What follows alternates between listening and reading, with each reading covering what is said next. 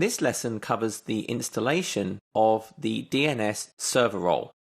And this is done using Server Manager, or again, I could do it using PowerShell using the Install-Windows feature. Once again, we go to Manage, Add Roles and Features, and this can be done remotely. It's a role-based installation. I select the server I wish to install to. I then select the DNS server. And while the proper name is Domain Name System, you will hear it referred to as Domain Name Services very frequently, or even a Domain Name Server. So again, this is complaining because it doesn't have a static IP like when we use this test box for our DHCP. We'll continue. And once again, there's actually no configuration for the DNS role. All it's going to do is enable that feature, start the services, and then we actually do all of the configuration post-install. Now the changes this actually makes to the box, if I actually navigate to a DNS server, if I look at services.msc, we'll actually see a new service, the DNS server. Additionally, we have to allow those requests to come through the firewall. So if I look at my advanced settings, we will now see exceptions for domain name services. And we can see it uses UDP port 53. Now the one caveat with domain name system is that very frequently it will reside on your Active Directory domain controller. DNS and Active Directory have a very close relationship.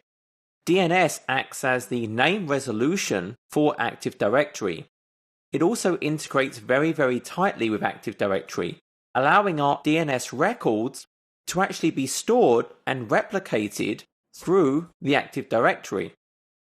So we can see here's a primary zone, store it in Active Directory, and I can also change how it's replicated. For this reason, it's actually very common that when you create a new domain controller, as part of that domain controller creation process, it will actually automatically install the DNS service for you, providing you check that box as part of the domain controller promotion wizard, and also configure it to automatically be part of this replication.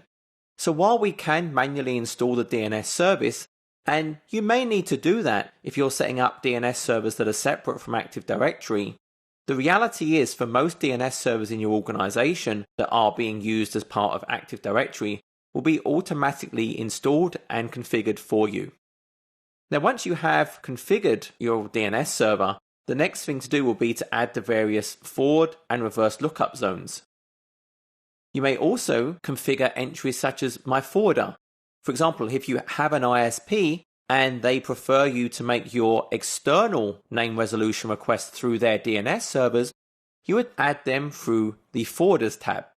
So I can click Edit and add in the IP addresses for those external DNS servers.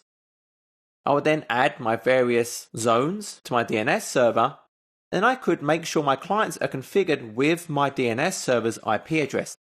Again, it is important your DNS server has a static IP address so your clients can always find the DNS server.